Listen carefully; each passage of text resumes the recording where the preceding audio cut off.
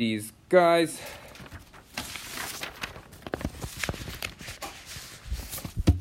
What's the sign of 30 degrees?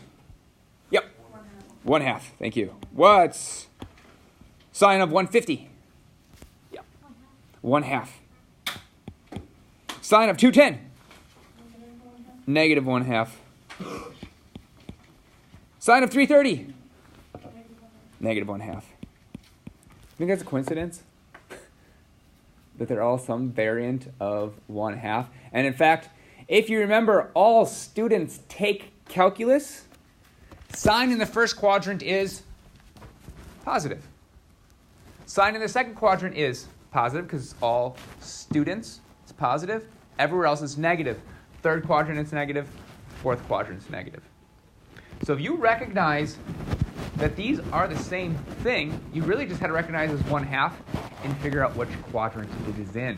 And that's what we're going to start talking about today. Prior to do that, I do want to go over real quick because the question shouldn't be that involved. What were questions from the homework?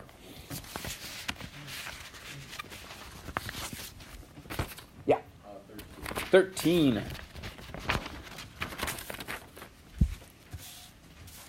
All right, 13 was negative pi 1/2.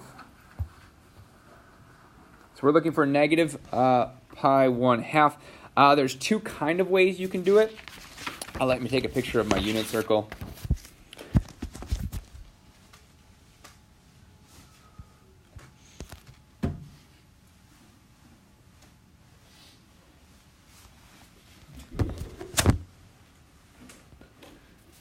Did I miss something? What's happening? Did I miss a joke?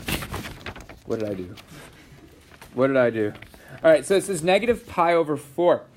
If it was positive pi over 4, it'd be right here. So there's two ways to think about this. A, if it's positive, it'd be here. Negative direction would have put it right here. So it'd be negative square root of 2 over 2. When they're that small, it's pretty easy just to go in the negative direction. If you don't want to do that, what I highly suggest doing is anytime you get a negative angle, so we have negative pi over 2, just add 2 pi to it, and they'll put it onto the positive unit circle. So we'd add 2 pi to it.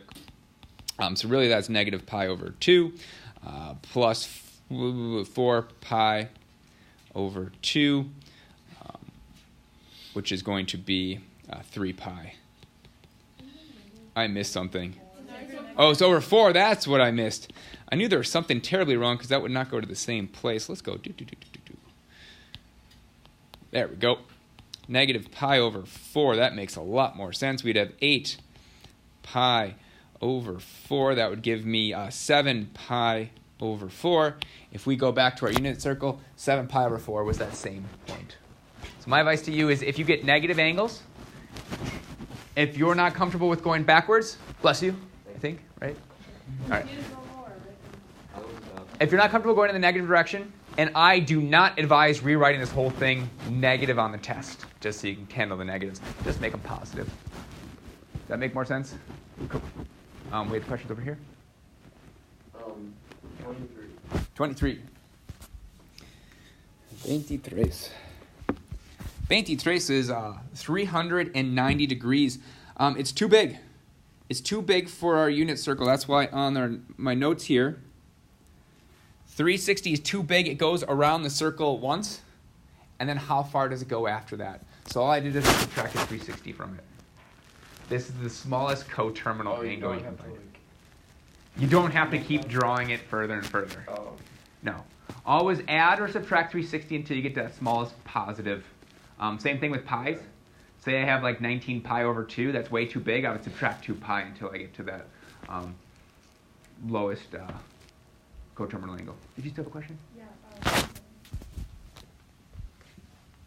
Yeah. 27 is 13 pi over 6. Same thing as this. 13 pi over 6. If you do 13 divided by 6, it's 2 point something, right? So it's bigger than 2 pi. If it's bigger than 2 pi, it's just like being bigger than 360. All right, that's why I said, well, 13 pi over 6 is too big. Subtract 2 pi and get your pi over 6. So if it's not on a unit circle, it's probably a good indication that it's too big. Subtract 2 pi to see what happens. All right, does that make sense? because everything I give you will be on the unit circle. If it doesn't look like it's on the unit circle, it just means you have to add 2 pi or subtract 2 pi or add 360 and subtract 360. And sometimes you have to do it several times. Other questions?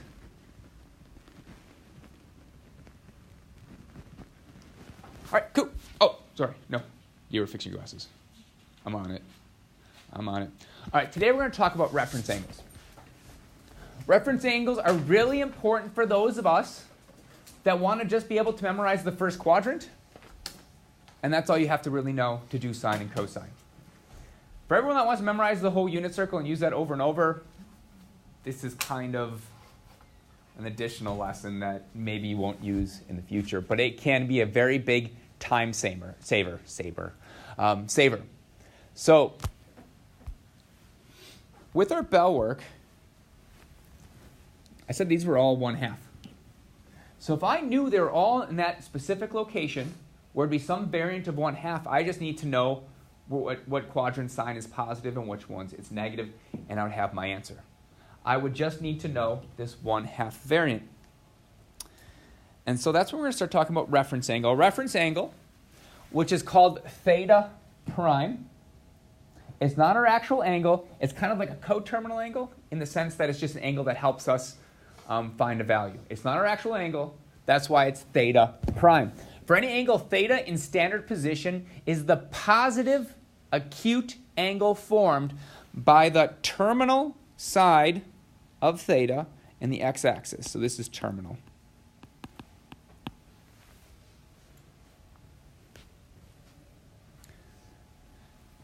In short, when we draw our angle, I'm looking for what's the quickest way back to the x-axis.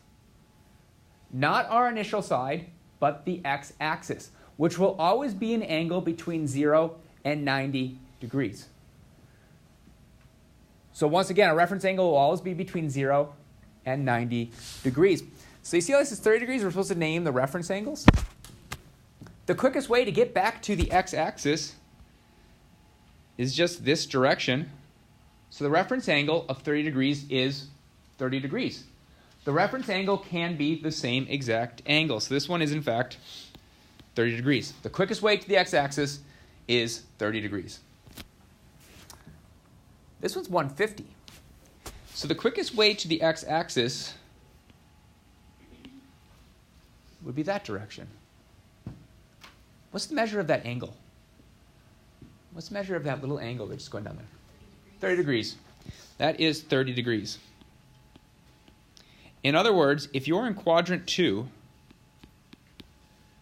you might not have done this in your head, but you just take 180 minus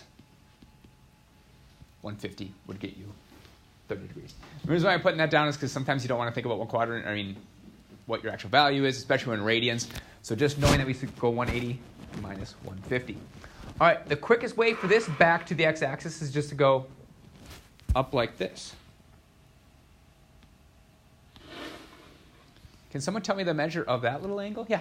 Negative 30 degrees. Can't be negative. 30 degrees. Yeah, so I guess a more appropriate arrow would be that. So don't worry about it. But a reference angle reference angle cannot be negative. So this is going to be 30 degrees as well. When I'm in quadrant 3, the way to get this is just take your angle, so 210 minus 180. In other words, if I just want this little thing, subtract all that out. Subtract all that out. Our last one. The quickest way to the x-axis is this direction. Oh, it's going to be a big surprise. Can someone tell me what angle that little guy is? What is that little guy? Emma? 30. Wow, surprising, right? That is 30 degrees. So in quadrant 4, the math behind this would be 360 minus our angle of 330.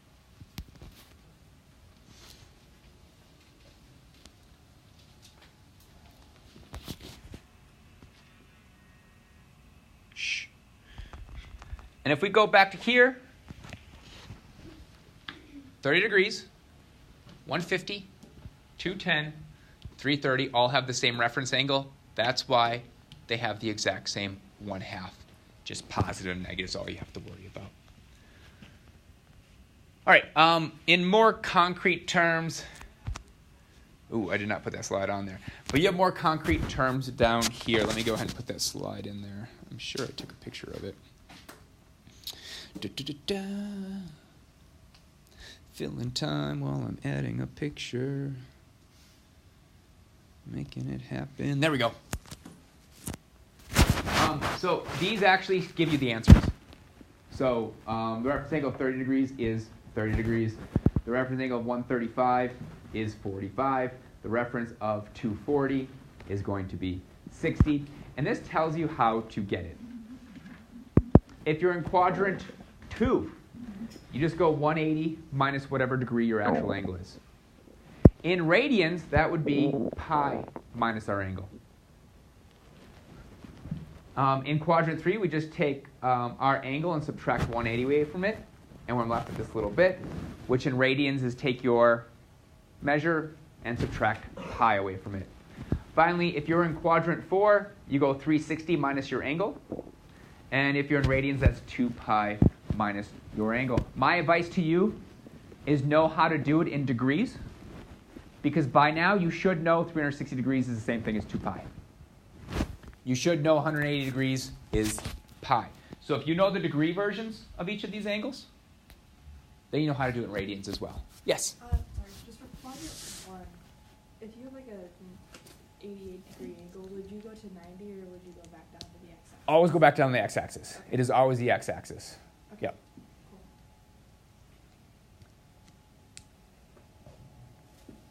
Questions on any of that? All right. Let's put this to practice. We're supposed to sketch the reference angle, which is theta prime of 120 degrees. So let's go ahead and draw 120 degrees. 120 degrees might be, I'm not looking for perfection of where it is, just basically you need to know it's in quadrant 2.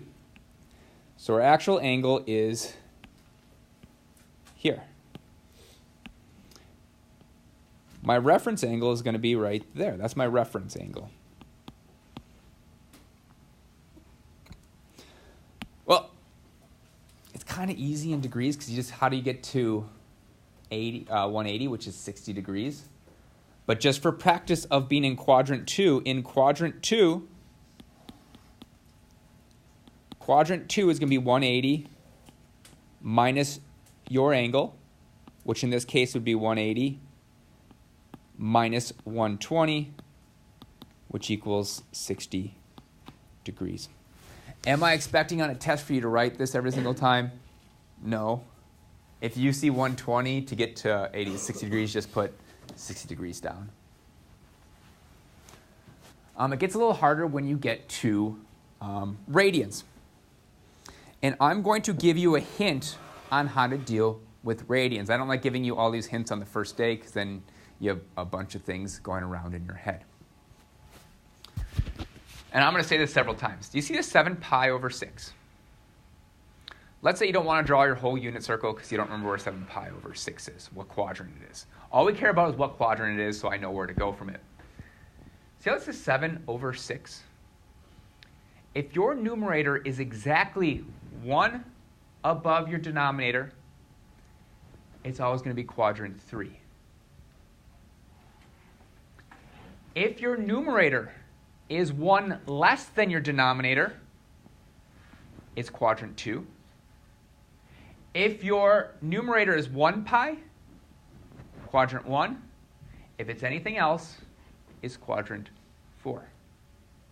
So once again, if your numerator is 1 bigger than your denominator, it's quadrant 3. If this is 1 less, so if this had 5 pi over 6, it'd be quadrant 2. If this was just pi over 6, it would here. Anything else, it'd be in quadrant 4. And I will say that several times because it saves you so much time versus having to write out your whole unit circle and figure out where it is. So I see 7 pi over 6, and I immediately know it's in quadrant 3. I don't care where it is in quadrant 3. I just want to be able to do the drawing, so I know what math I need to do to get it. So let's go ahead and draw the picture of that angle. Somewhere over here. I don't care where. It's just somewhere over here. So that is my actual angle. I need to get that little guy, which in my mind is, well, subtract out all of this, and I'm left with that little bit. Well, this whole part is 180 degrees. In radian land, that's pi. So we are just going to do 7 pi. So in quadrant 3, we're going to take our angle and subtract away pi, or 180, from it. In this case, we have 7 pi over 6 minus pi. That's going to be 7 pi over 6 minus, well, that's just going to be 6 pi over 6, which is going to equal pi over 6. That is my reference angle.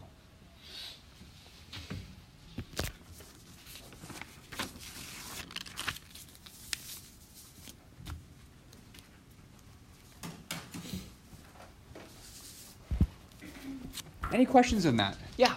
You also just like hypothetically speaking, you multiply like 7 pi over 6 times 180 over pi. Oh, you want to change it into degrees, right? Yeah. That's what you're saying? Hypothetically, yes, you could change it to degrees. And people will do that the entire year. It's just a bit slower than people that just learn the radians and know where it is and not have to convert it every single time. Because we'll have entire tests that are pretty much in radians. So right now, I would practice, especially because we have the time. We're doing kind of slow stuff. I would try to recognize this. And if you can't, put it in degrees. Okay? All right, our next one is sketch the reference angle of negative 7 pi over 4. I don't want to sketch reference angles of negative angles because that means I need to go back and rewrite my entire unit circle with negatives on it. Not fun. But we either add or subtract 2 pi and we'll have a coterminal angle. So since we're negative, we're just going to add 2 pi to it to get our coterminal angle. So we're going to add 2 pi, which is going to be the same thing as negative 7 pi over 4, plus, well, that'll be 8 pi over 4, which is going to equal pi over 4. Note that this is a coterminal angle. Well, pi over 4? What quadrant pi over 4 in? Yeah, quadrant 1. There's a 1 right in front of this. It's quadrant 1. Once again, if this was 3, it'd be quadrant 3 because it'd be 1 less. If this was 5, it'd be right here because it's 1 above. If it's anything else, it'd be there. It's a very speedy way. What's the reference angle if it's pi over 4? What's the reference angle if it's pi over 4? Think about that while I'm drawing it.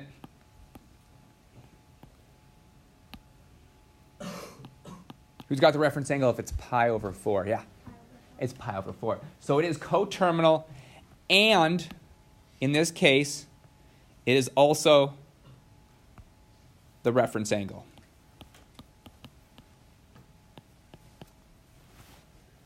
Your coterminal angle is not always going to be your reference angle. I want to preface that. All right, our next one is 690. I need an angle between 0 and 360. I already forgot. What do I have to do if it's 690 and I want a smaller angle?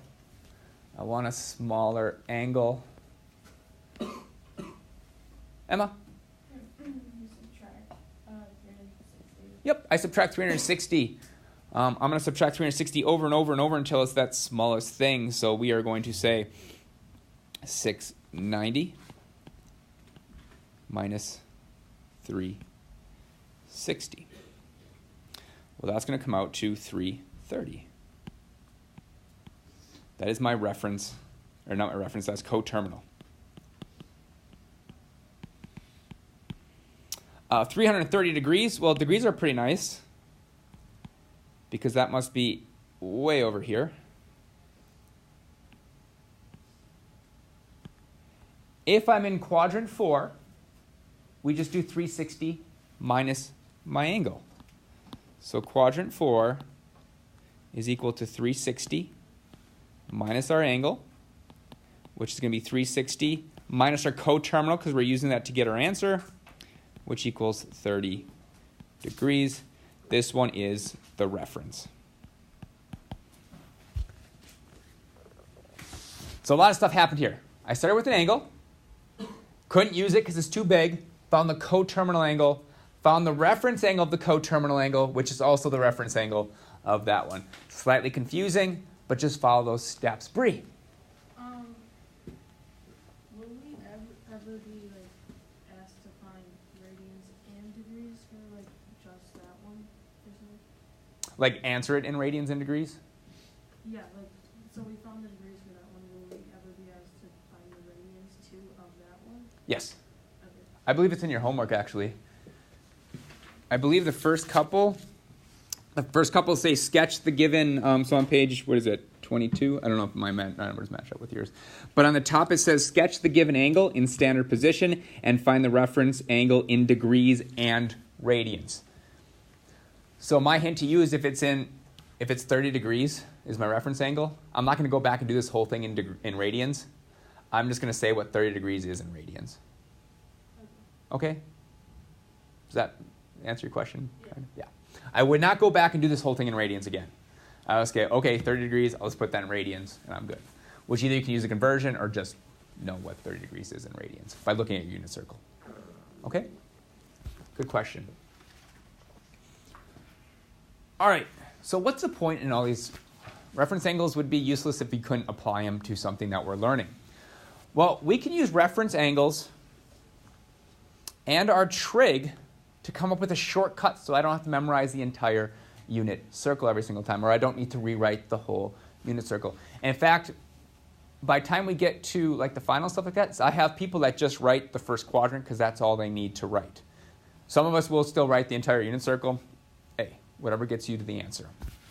We are going to use the reference angles to actually condense everything down to the first quadrant, since reference angles are all 0 to 90 degrees. Like in your bell work. If you look at your bell work right now, I took all 4 of those angles and I basically put them all as 30 degrees, which all have the same sign value, 1/2, 1/2, 1, or 1/2, 1/2, negative 1/2, negative 1/2. I just needed to know if it was positive or negative. Once I found the reference angle was all 30 degrees, I just needed to know what quadrant it's in, and then I actually know what the value is of sine. So that's kind of our step-by-step up here. Let's just go through it because it makes more sense as we're doing it together.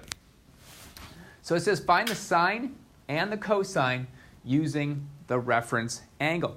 Your first step when you're using reference angles is to decide is sine and cosine positive or negative. All right, so the first thing you're going to look at is what quadrant are we in? We are in quadrant 2.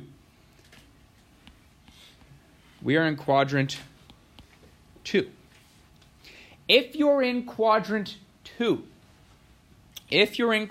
2, sine is either going to be positive or negative, and cosine is going to be either positive or negative. This is where you need to know all students take calculus. So follow along. We have all, that's all are positive. Students, sine is positive.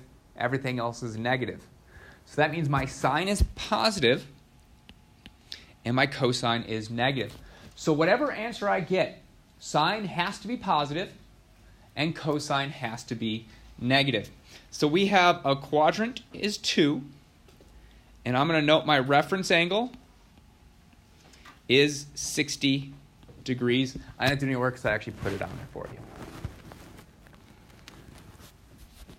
So this is kind of how we write this. We're going to write sine of 120 degrees is equal to the sine of 60 degrees. They will have the exact same value. And who knows the sine of 60 degrees? Knowing that 60 degrees is that third tick mark. Huh? Square root of 2 over 2. Not quite, close. Square root of 3 over 2. Square root of 3 over 2. It is the third tick mark. Oh. Our second tick mark's always going to be something with it's like 45. 135. That's kind of our sign that it's those middle ones that are square root of 2 over 2. So it's one tick mark further, so it's going to be square root of 3 over 2. Well, the cosine of 120 is almost going to be identical to cosine of 60 degrees. But we have to recognize that cosine needs to become negative. So we're going to put a negative sign out front. If sine is square root of 3 over 2, who can tell me what the cosine is? It's always nice when you get the first one. It'll be negative 1/2. Yep.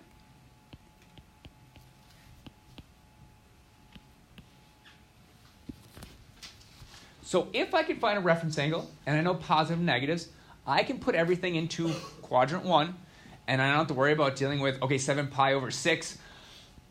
That's way over there. We have 1, 2, 3 on sine. Comes back down 3, 2, 1. Okay, and you have to do all that stuff. We just have to worry about quadrant 1 if you're good with reference angles. Reference angle number 2, without even looking at this, how do I know this is in quadrant 3? How do I know this is in quadrant 3 just by looking at it? Yeah? It's just over 1 pi.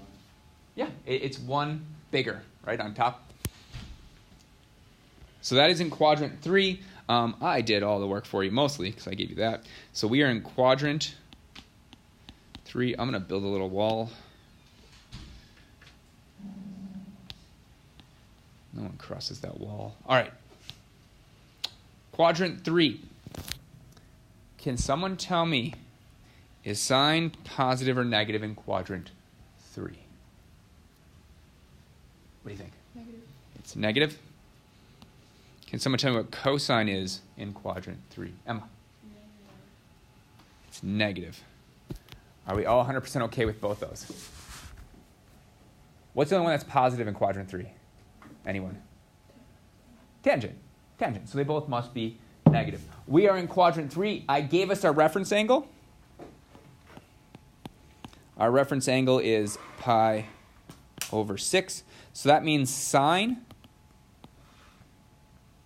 of 7 pi over 6 is equal to negative, I should have a negative on there, negative sine of pi over 6, and then cosine of 7 pi over 6 is going to equal negative cosine pi over 6.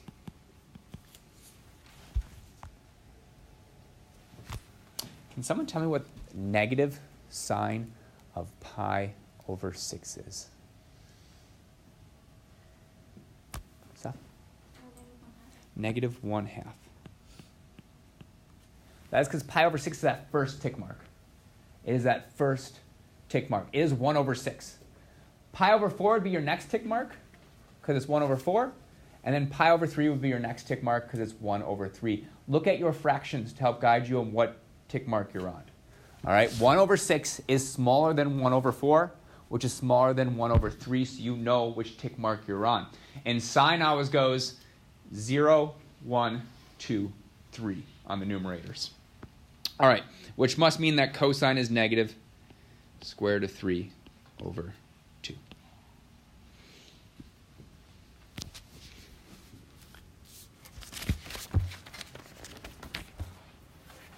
Questions on either reference angles or how to use them with your unit circle? The cool thing is you can check your answers.